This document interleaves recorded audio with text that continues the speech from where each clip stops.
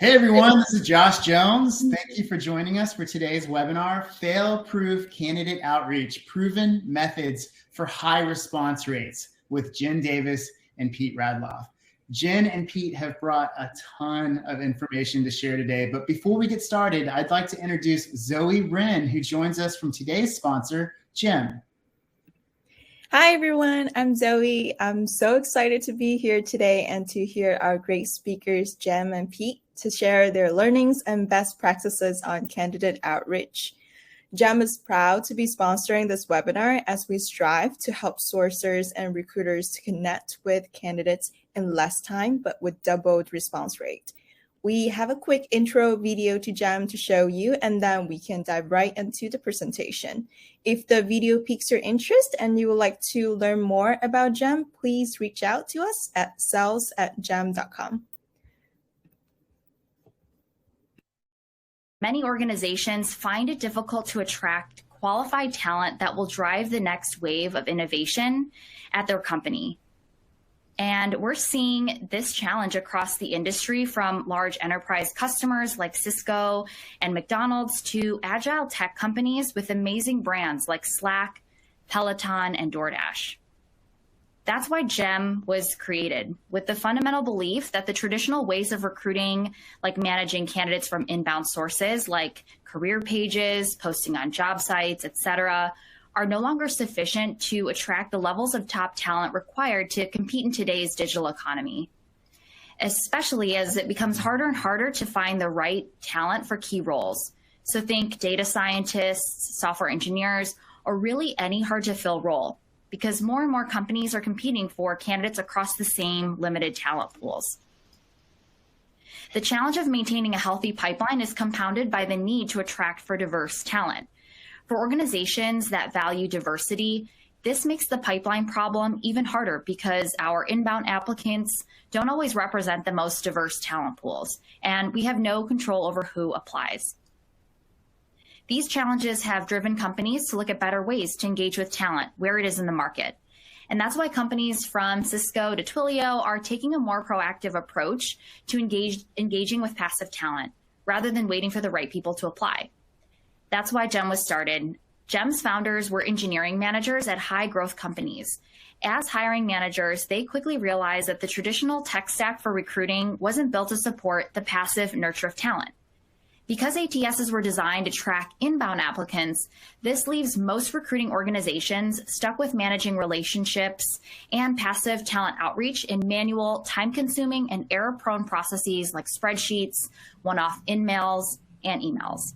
This means a poor candidate experience, and so many missed opportunities in engaging with top talent when the timing is right. Gem was created to fill that void that exists in the market, a purpose-built platform to manage passive talent engagement and give recruiting teams that workflow, the automation, and analytics they need to be more efficient and consistently build great and diverse teams. And one of the great things about Gem is because all of these passive talent relationships are now tracked in one central place, you'll get much more visibility and predictability into your own hiring funnels, allowing your team to make more data-driven approach to recruiting and hiring.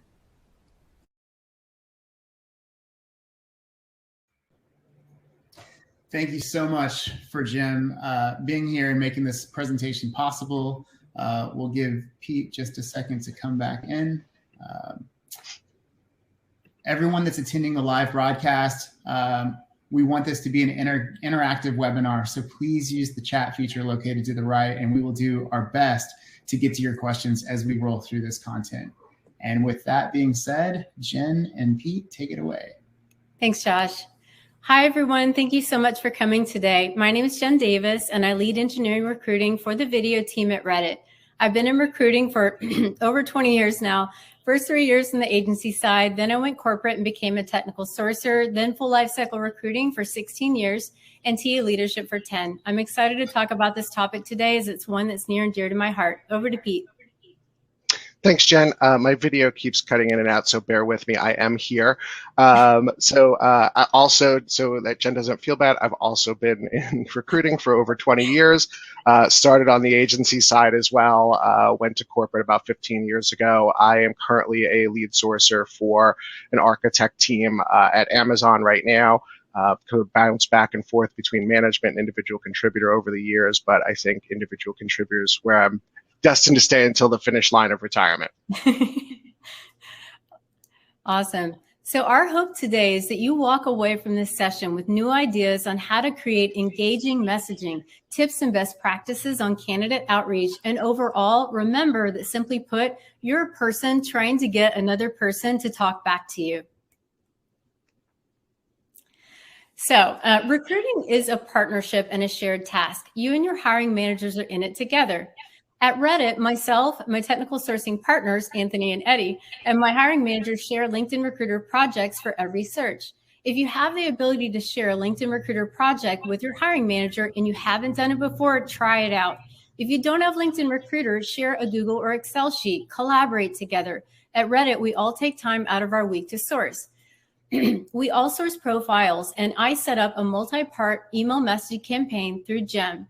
There is also a feature in Gem where you can send on behalf of your hiring manager. It shows that it's coming from your hiring manager's email address. Response rates are usually good when coming from an actual manager within your organization.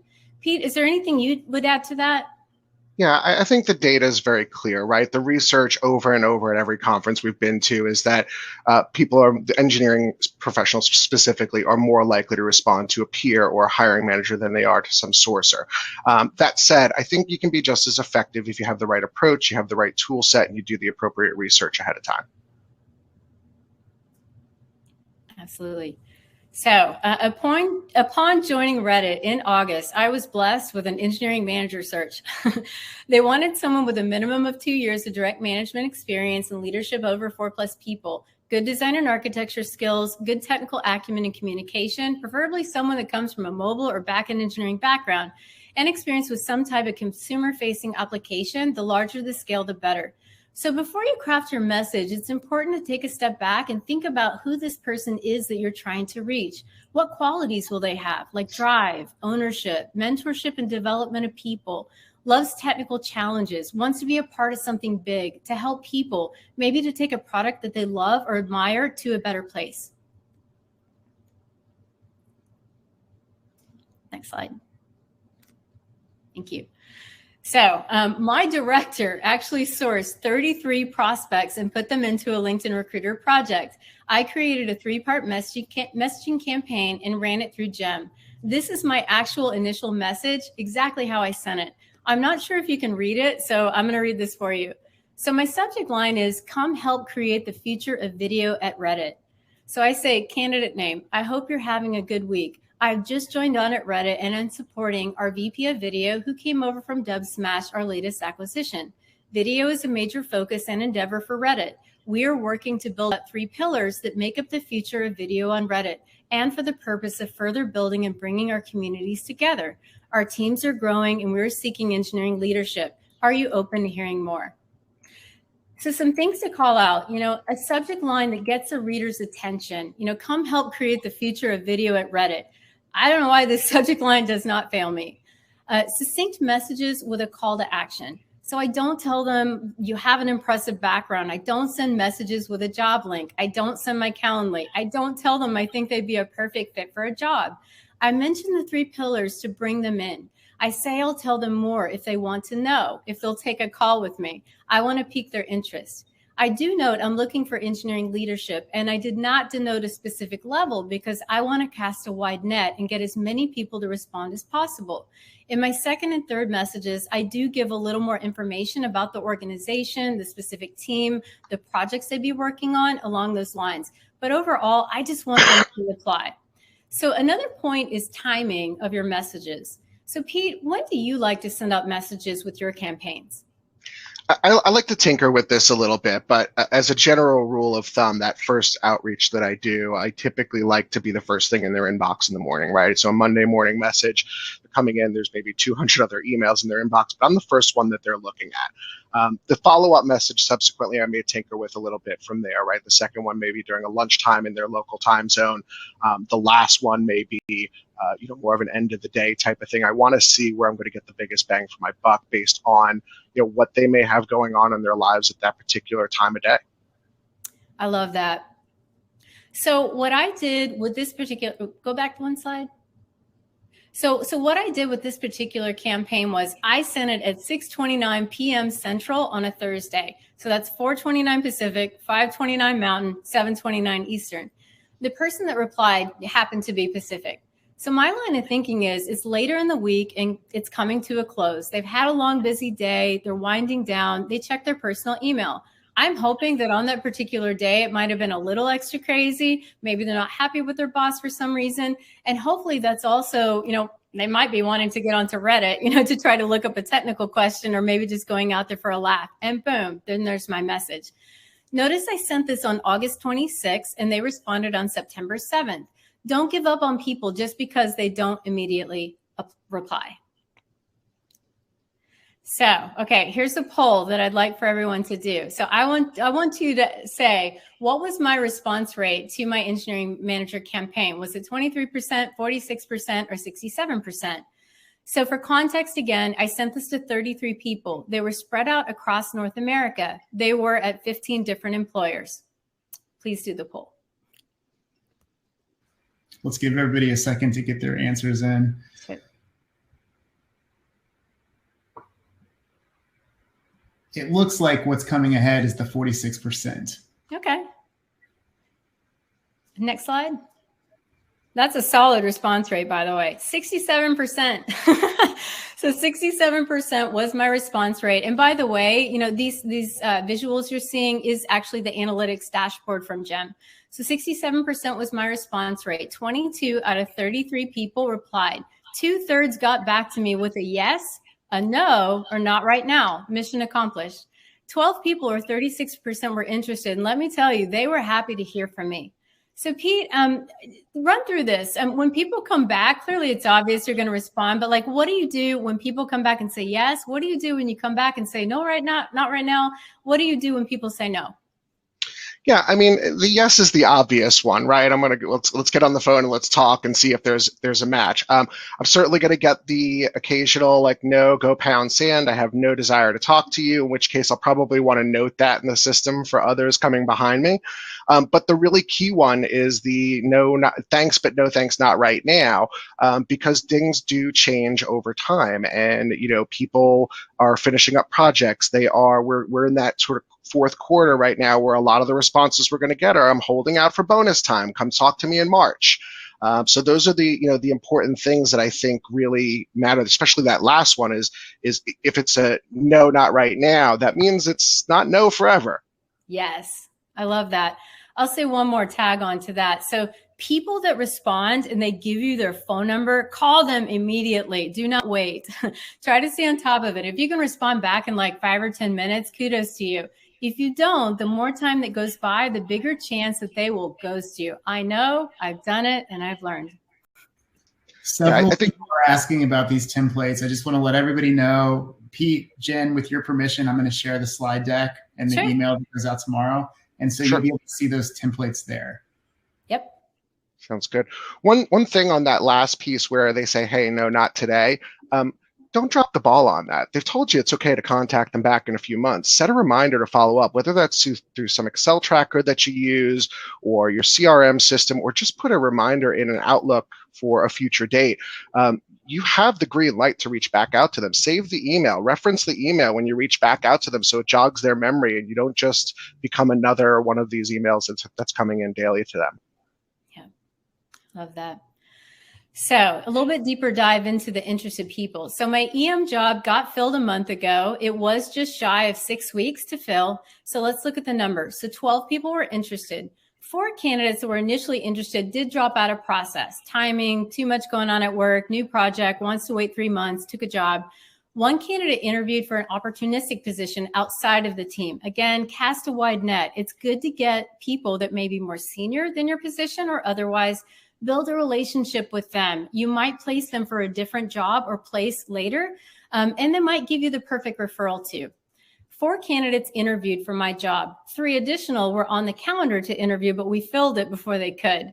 So we didn't have another open EM role within video. So I was able to give those 3 candidates to my Reddit brethren for their other searches. I over pipelined, and that's not a bad thing. So in the end, it came down to 2 finalist candidates. One was a source candidate from this campaign. The other was an applicant. There was a tiebreaker between the 2, and the applicant was the best candidate for the job. So, Pete, do you have anything to add? Yeah, that last part is so important. Applicants are everything, right? And they're not necessarily going to be something that are going to come in great droves depending on the position that you're recruiting for, but they're typically somewhat engaged with your brand. They're active potentially on the job market. So really make sure you're reviewing those and letting them sit there. If anybody's been following Amy Miller's sort of tirade across, and I mean that in a positive way, across LinkedIn about the ATS bot, there is no ATS bot. You are the ATS bot. Yeah. So look through the applications, get back to those folks immediately. Don't give them a chance to apply to 50 other jobs and while you let them sit and rot in your ATS. I've got a quick question that I want to ask. Grace is asking, when you say you want to be the first email they check on Monday mornings, do you mean that you message them on Monday, or do you message them over the weekend so that it's kind of at the bottom of the pile? I do it first thing Monday morning. I don't know about you guys, but I got other stuff I want to do on the weekends. But and kids make that a little bit harder to sit down and do work. But I tend to do it like sort of first thing Monday morning. I'll have those things queued up and ready to go. Yeah. I'll add one thing. I know that, different systems, you can actually time it. With Gem, I can actually set the exact time that I want it to go out. So I could do it on Friday morning, but I want it to go out for Monday morning, so I can set and just forget about it. So let's talk about what the DNA of a strong message looks like, right?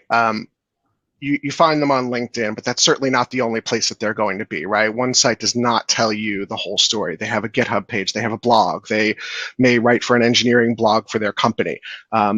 The web is pretty vast, as we all know, so their digital footprint is too. So look for multiple data points that you can leverage in your messages, which shows that, well, A, gives you more arsenal to use, but also make sure that you can convey to them that you actually really did look for them specifically, rather than they were one of the first 100 people that popped up in the search results.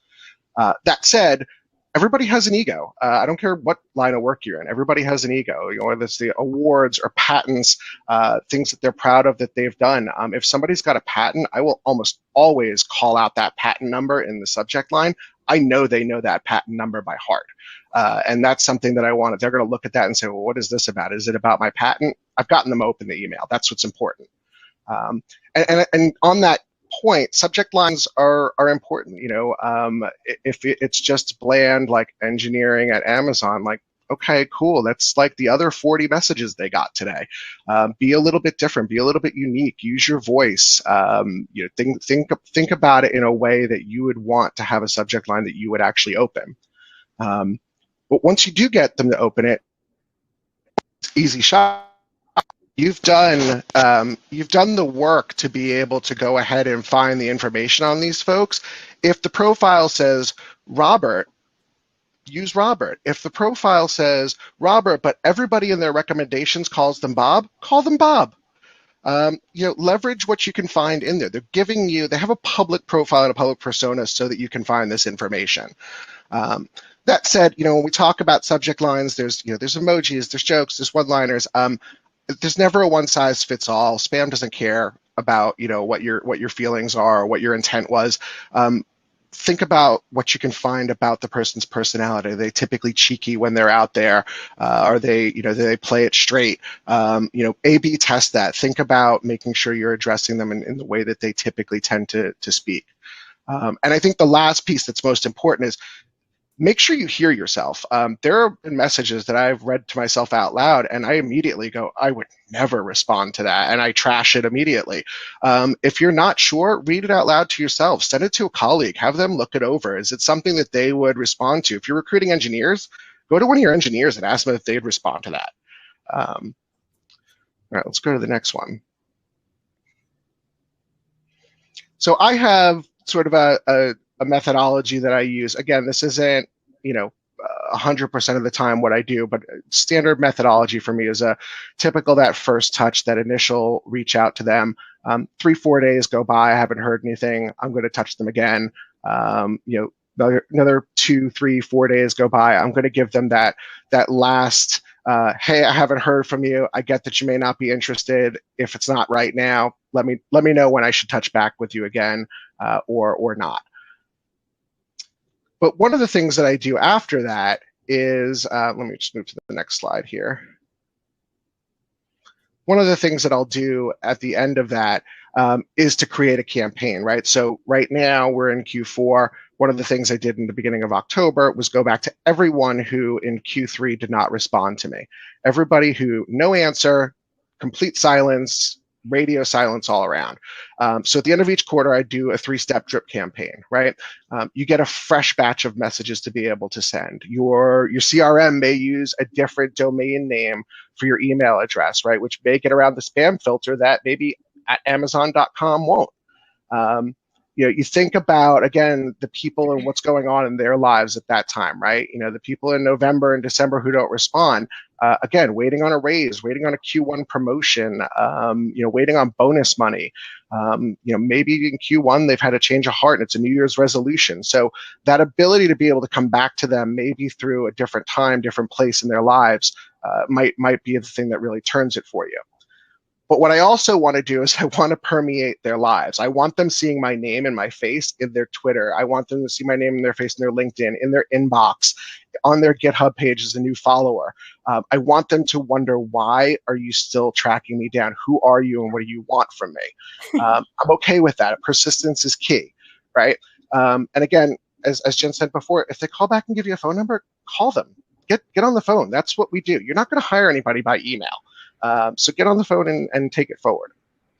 Carrie Collier wants to know, how do you feel about memes or images in your emails?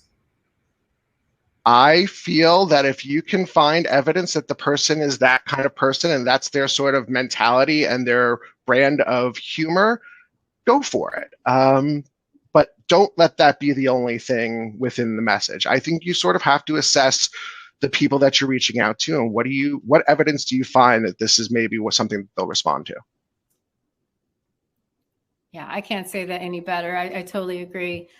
Okay, so what to do? So in your messaging, focus on what I call the 3 C's. Be concise, have a compelling message, and a call to action, and having an enticing subject line as well. And overall, remember to be a person trying to connect with another person. I can't say that enough. You do not need to tell them all the things. And there is so much information out there on people. Pete just said this too. Try to find out what social platforms an individual likes to frequent. Where do they live? Can you see if they attend meetups or they attend conferences? Overall, the goal is to find information and perhaps even something you have in common with this person so you can make that connection. And don't forget, it's totally okay to resort to humor. I do it all the time. At least I think it's funny, especially when I use in-mails or direct messages. It gets people to talk when you make them smile or laugh. And I have some examples at the end of the presentation that I'll share. Remember, you're a person just like anyone else. Pete said this. You get messages and your finger can't hit the archive button fast enough. Am I right? If your messages aren't great, candidates may be doing the same thing to you.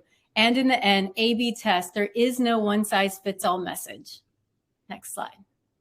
So this is another campaign that I just finished, although the results are still going. So I'm looking for senior or staff level backend engineers. I did this campaign through GEM. I reached out, I ran the same first message for my EM campaign, and the 2 consequent messages were different because they were catered to the specific team. I got a 23% response rate. It went up since I did this.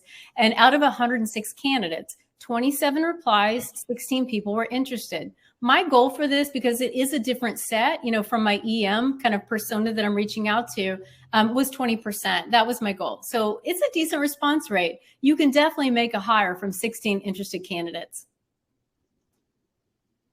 So what not to do? I'm going to turn this over to Pete. Yeah, again, sort of following up on the DNA of a strong message, there's also the flip side of that, right? What do you not do with that, right? I think both Jen and I agree we're not a big fan of sending people a job link right out of the gate, right? You don't necessarily know a lot of the specifics around what they've done. A lot of times the profiles are really scant in terms of details. You send them a link, maybe that's your one swing, and it's a job where they go, yeah, that's not what I want to do. That's not for me. And then they're not going to respond back. Leave it a little more open-ended. Figure out what they do and what's going to be best for them once you do get them there. I personally, in terms of in-mails, I think I've sent 10 in-mails this year. I hate in-mails. Why would I want to have them have to go to another external inbox to look at when I can go to the inbox that their eyeballs are on 500 times a day? I want to stand out from the pack. I want to be able to go ahead and do that. We're not in 2005 anymore. There are 9,000 tools that will allow you to pull up somebody's contact information and verify that it's their actual email. Again, with the messaging, if I message them and I get a reply, that's great. I'm going to reach right back out to them. Again, it's the right timing. Make sure it's something that if you have to follow up with them later on, follow up with them later on. Again, make the note to be able to do so. People will remember the fact that you followed up on your word. In terms of ugly messaging, if you misspell and you can't get your with the apostrophe correct, like that's a big deal. It's a bigger deal than it seems. Grammatical errors, putting the wrong candidate name, letting it say, dear candidate name in brackets. Like, come on, man, do the easy work and check the campaign before it goes out the door. You want to take over from there, Jen? Yeah, I'll speak to 6. Yeah, so and refer back to my initial GEM project for EMs. 33 people I reached out to. That's not a ton of people. 23 applied, 12 interested, 4 interviewed for our EM role, 1 for a different role, 7 in pipeline. I'm good with that, and so is my hiring team. It's about quality over quantity. And then finally, don't assume things like gender. Like, an example is if you reach out to a candidate, hey, Joe, Stacy referred you to me. She's great. Whoa, what if Stacy is Joe's close friend and Joe knows that Stacy identifies with they, them instead? And pronouns can be confusing, and that's okay. So at the end of this presentation are a few resource links that we've provided. There's a really great guide to gender pronouns at work by Katrina Kibben. Take a look at that. And I don't know if anybody's noticed, but I always say they. When in doubt, refer to a person by their name or just say they. You'll find that, people don't notice overall if they don't care, but people that do care will notice. I'm going to jump ahead to here and to just come back because I just want to go through it in the right order. I think that, part of what's important here is that we get that you need to fill a job. We all need to fill jobs. Like, that is what we're gold on. That is how we stay employed. But this isn't about you. This is about them. This is about making sure we can get them interested in something that they want to do. And so the way I think about that for this is sort of fourfold, right? For the love of all things holy, please stop leading with, I came across your profile. We are aware that we came across your profile because you're clearly messaging them and you found it on LinkedIn. We get it. Maybe start with, thanks for taking a moment to read this, so that they actually have some buy-in in the initial opening of that email. And then really start to carry into, what about their background made you reach out, right? Don't go right into like, hey, I have this job I need to fill. I need you to move to Seattle to do it. And stop focusing on the things that you need. They don't care what you need yet. That will come. But what value do you think that they'll add to your company based on what you can see? Is there something that they've built or something that they're touting or a patent, again, that they've built that you think could really add some value to the company and really be an important piece to what you're building? What are the things that they've done or the things that they have interest in that you want to talk to them more about? I messaged a guy the other day that he had a great engineering background, but he talked about, like, in his personal blog, his journey about becoming a guitarist. And well, I went through the same journey. I'm still on that journey. That was the thing I led with. And then we talked about engineering, but we talked about guitar chords first. Again, stop asking them to apply or asking them for their resume in the first email. There is no skin in the game for them to be able to need to go ahead and send you that right now. There's no meat on the bone. So stop asking for something that there's nothing there just yet. Your ultimate goal really is you want to have enough to get them interested to respond to that initial message. Once you get them interested in the message and you get them on the phone, the resume, the application, all of that stuff will come down the pike. Get them interested, make sure there's something in it for them, and be able to do it. And again, as folks get back to you and say, hey, not right now, make sure you put some notation down somewhere to be able to go ahead and follow up with them. A teammate of mine just hired somebody last week that she has literally been chasing for 2.5 years. And it's because every 3 months she followed up and she followed up and she followed up, and it was finally the right time. To give you a sense of what this looks like, this is an example of a recent project I've been doing with a hiring manager that I'm working with. And he came, I didn't really kind of coach him on the messaging. He had a pretty good feel for the things that he wanted to say. And his initial message was this really straightforward, like, we're remote friendly, healthy work-life balance, greenfield project, a lot of design freedom. Let me know if you want to know more, right? So he's hit the high points already. Like, I'm at Amazon, good work-life balance, brand new development. There's something there for that person to go, okay, I'll listen to what you have to say.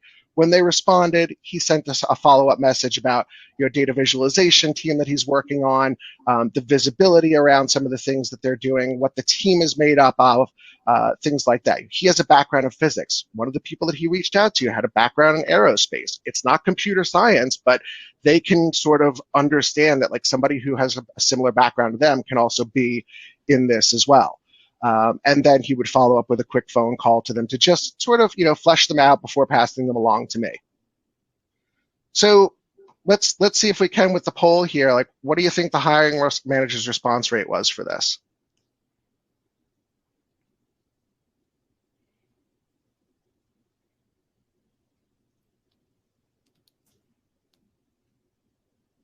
Do we have that live or no? I wonder if Josh is on mute. I do not have a poll for this one. Okay, no sweat. Okay. That's fine. No worries. It was 45%. 1 in 2 people that he's reaching out to are getting back to him. Of the, I think it was about 60 some odd people that he's engaged. We've got 26 in play right now, in process. We've got 1 going to offer. He's got 3 roles. There's a lot that's coming down the downstream portion of that funnel. It's entirely plausible that they would have gotten back to me too, but they got back to him, and I'm not afraid to leverage him to be able to do that. That's impressive. So let me give you an example of the things that we were talking about before around making sure you have something viable to reach out to them with. This is one of my favorite stories in 20 years of doing this. I'm going through and looking for these architects one day, and I come across this guy whose profile says his headline is "Absolutely no machete juggling." I'm in. Like, as soon as I see that, I'm in. So I reach out, I go to the profile, and then I look on the profile, and he's got this slide down here that then tells me, hey, recruiters, read this first. So naturally, I'm going to read that first. He's telling me something is there. All I had to do was click on it and open it into it, right? Sadly, most people don't make it this far. They never scroll this far down. They see software engineer, they put it into a project, they send an email. 80% of recruiters won't read this, and 80% of facts are made up on the spot. When when I did this, you go into it and I open this. It's basically a Slideshare. And it says he gets lots of recruiter email. He tells you why he had to make this. You have to imagine what this guy's been through in order to need to make a slide deck to idiot-proof his inbox. And he tells you exactly how to set yourself apart. He's literally walking you to the treasure. All you have to do is follow the steps to go ahead and do it. Slide deck will tell you what happens. Email me directly, and I'll actually read it. So what do we have to do? Well, he's still not going to tell me yet. He wants to tell me what not to reach out to him about. So I know that if I've got a role that's C++ based or Ruby based or Python based, this guy isn't going to be interested in it. If the role's in Seattle, he's not going to be interested in it. If it's a contract, don't bother. So I've already been able to eliminate, maybe this guy isn't for me. Turns out he is because he's got the right background. And then he proceeds to tell me exactly what I need to do in order to contact him.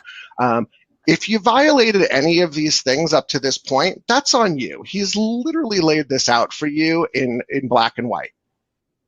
So I did message him and I said, Alan Turing is my homeboy. Those of you that don't know, Alan Turing is the guy that deciphered all of the codes during World War II, essentially helped the US win the war.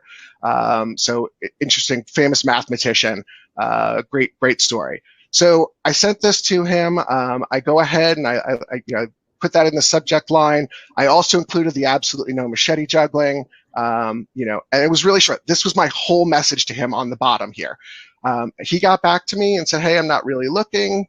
Basically, let's connect." We actually did wind up talking, and he actually gave me 2 or 3 referrals out of the deal because we had about a 45-minute conversation. So I followed the breadcrumbs. I got to where he needed me to get to, and then we were off and running. Awesome. I love that so much.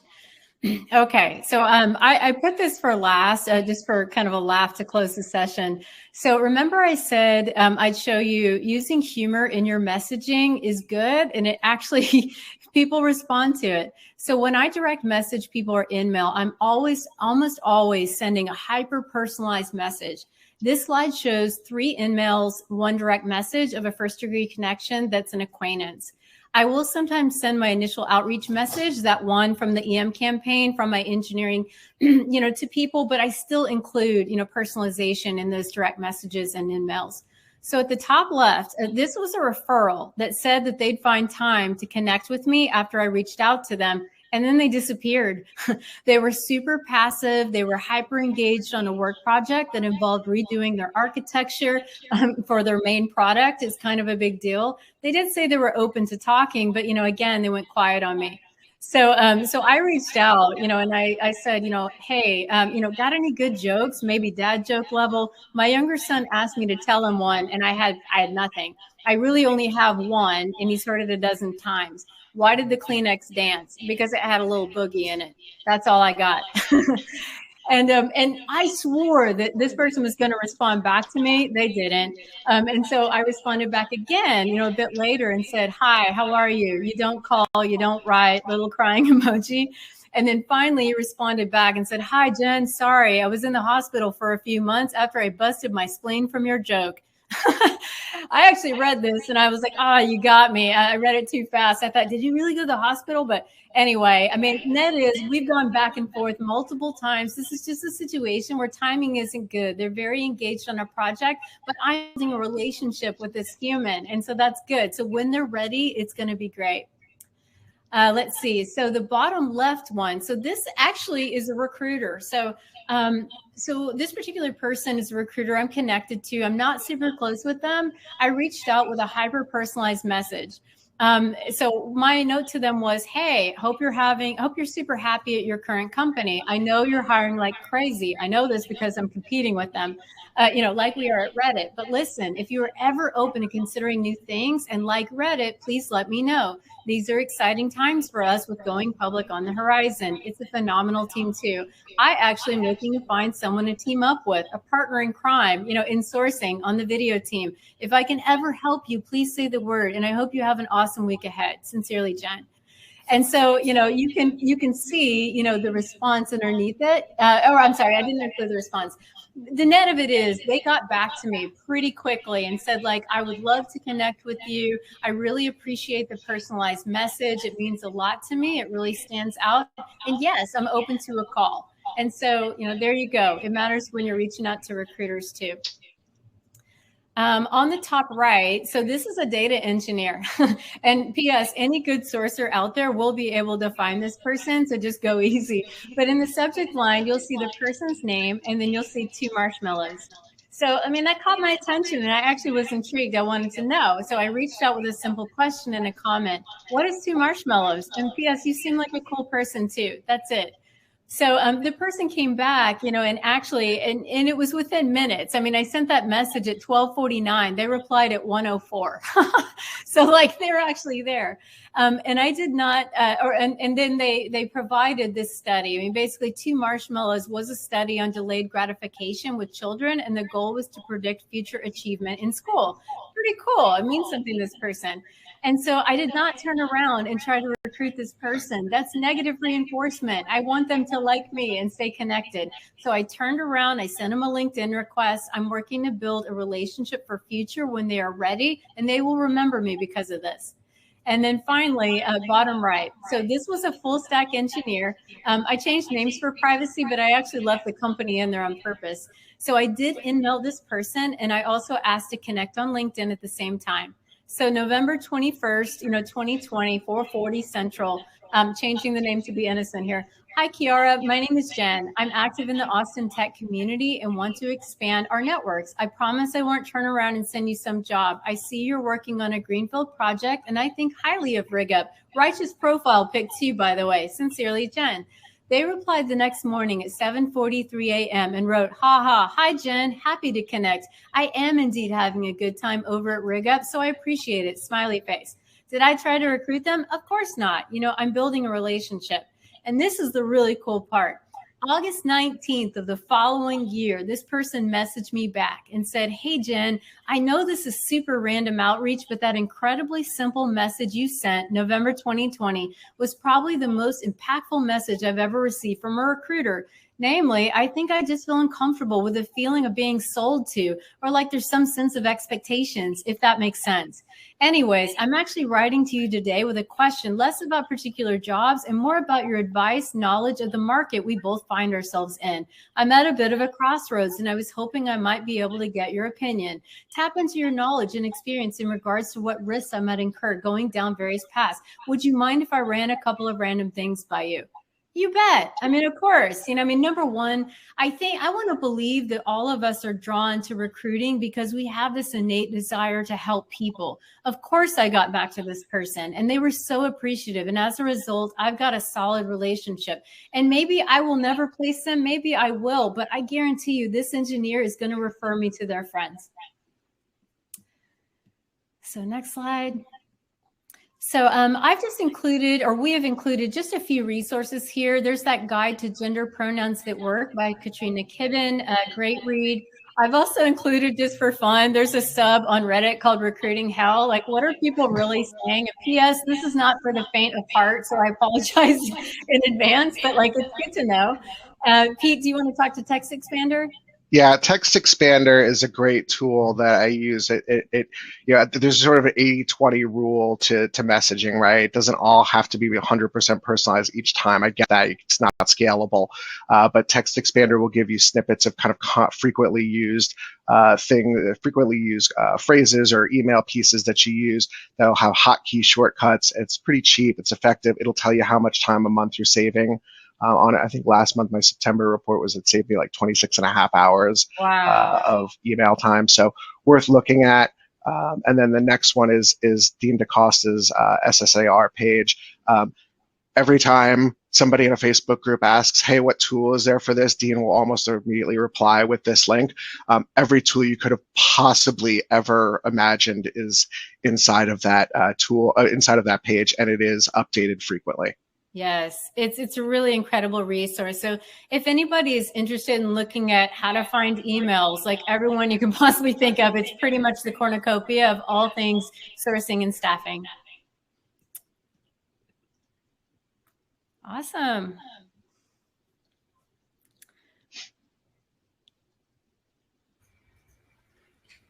That was amazing. Thank you very much to you both. Thank you to Jim for helping us put this together. And thank you to everyone that attended this session.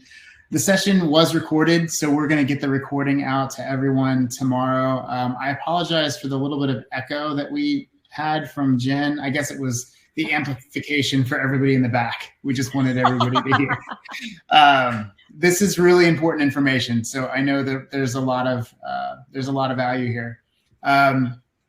Keep an eye out for tomorrow's email. Again, it'll have the recording as well as HRCI and SHRM credits. These programs, they exist because of folks like you. So if you want to get involved, if you're interested in contributing content, please reach out. If you've got ideas for things that we should be covering, but you don't feel like you're the right person for that content, reach out anyway. We want to hear from you. Pete and Jen are pretty easy to find. They're super friendly. So if you have any follow-up questions, I'm going to speak for them and say that they'll probably be happy to answer any questions that you have. Schedule a demo with Jem. I'm telling you, they're amazing. I have just heard so many recruiting teams singing their praises again and again and again. So if you've not ever done a demo with them, I highly recommend that you do so.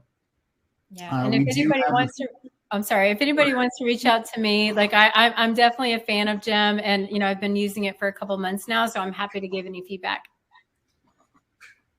And we do have a few minutes. If anyone has a couple of questions, Pete and Jen, you can look at the chat as well. They're coming up on the right, so we can all kind of pay attention to the chat and see if we've got a great opportunity here. Two really awesome recruiters.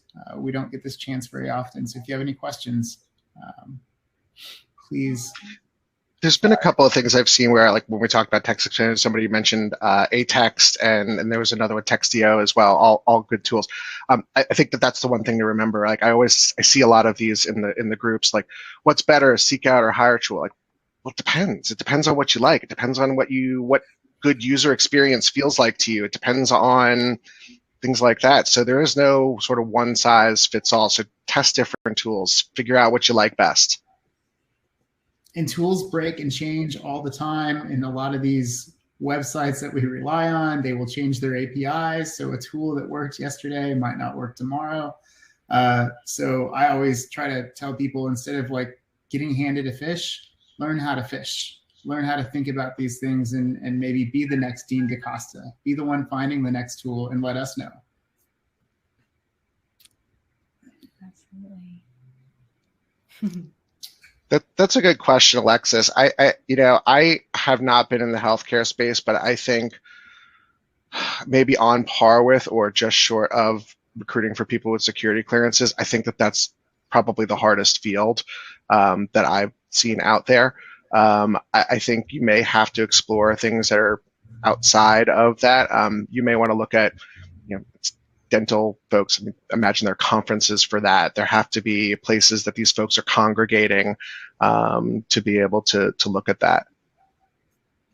Absolutely. That's going to be something that I think can be addressed with really good research and recruitment marketing and things like that, getting the right information in front of the right people.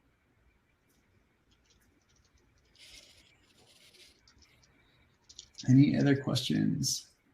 I'm looking through.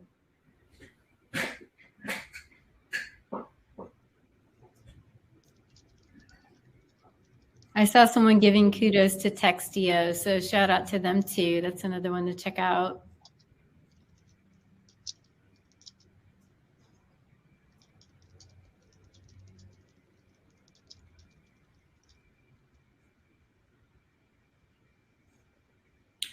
We've got a few questions about the lower level roles, getting people to complete the applications and things like that. I think that's an ongoing struggle in a lot of areas. Even for more advanced roles, if you're recruiting more technical candidates, they might not drop off from the application part, but when you ask them to do an assessment, you see drop off there. I have not run a recruiting desk in a while, but I think getting that commitment on the front end, getting candidates emotionally involved in the process makes them less likely to drop out. So, the moment you meet somebody, you don't hand them an assessment. You get them excited about the role. And for the lower level positions as well. I think generating that excitement around the position is important too. Pete, Jen, do you have any insight on that? Yeah, every situation is a little bit difficult too, particularly with some of those more niche type of roles, right? I think the identifying piece, and this is where I think talent intel is going to become a much more important piece of how we do our jobs going forward, is being able to figure out where those folks are, what companies they're coming from. I think one of the things that I've seen people, like one of the most brilliant pieces of advice I've ever seen were people who were recruiting for security clearances is where, how do I know if they've got a clearance? And the advice was to go and search for jobs that have that in the posting say you need to have X level of clearance, and then look for people with those job titles at that company or different companies, because you know that they probably have that clearance if that's the case. Yeah. Zoe asked if you have any information about using recruiting data or outreach data to optimize your messaging. I'm not sure I understand the question. I mean, I think what she's asking is, I mean, so like, clearly I look at my analytics dashboard, because I want to know, like, I mean, yes, I'm analyzing all the things. When was the time of day that I sent it? What was the response rate? What was the messaging? Did I run a different campaign, with the same skill area? What was the difference? I mean, yes. I mean, I think in short, I'm always looking at all those things to see if I can get a higher response rate in the next round. So I think that's maybe the main thing. Looking at your analytics, response rate, replies, all the feedback. Was that what she was asking?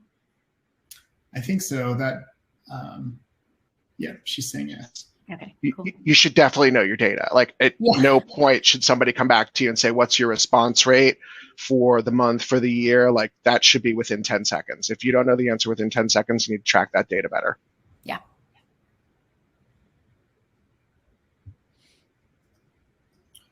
Well, I think we can gift a few minutes back to everybody's day. Maybe check some of those email responses that you're hopefully getting. Again, this was recorded, so we'll send out that recording tomorrow. Everybody on this call is pretty easy to find. So if you have any follow-up questions or need any assistance, please feel free to reach out. Thank you again for being here. And with that, we will draw this to a close. Awesome. Thanks, everyone. Thanks, King.